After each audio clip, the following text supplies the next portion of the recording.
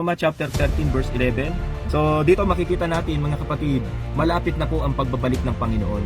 So marami na tayong naririnig ng mga balita, ng mga lindol, at kumailan ay nabalitaan natin at gumimbal po sa social media yung lindol sa Cebu.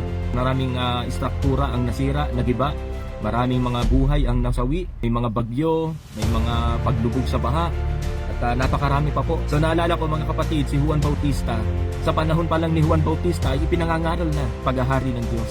So ibig sabihin, kung malapit na noon, hindi mas lalong higit na malapit na ngayon. Sa ikalawang Pedro chapter 3, talatang 4, sasabihin nila, si Kristo'y nangakong darating. Hindi ba? Nasaan siya ngayon? Inabot na ng kamatayan ng aming mga magulang, ngunit wala pa rin pagbabago, buhat ng dalangin ang mundong ito. May dahilan si Lord kung bakit hindi pa siya dumadating. Dito sa verse 9, ang Panginoon ay hindi nagpapabaya sa kanyang mga pangako, gaya ng inaakala ng ilan. Tinutupad niya ang pangakong iyon at alang-alang sa inyo.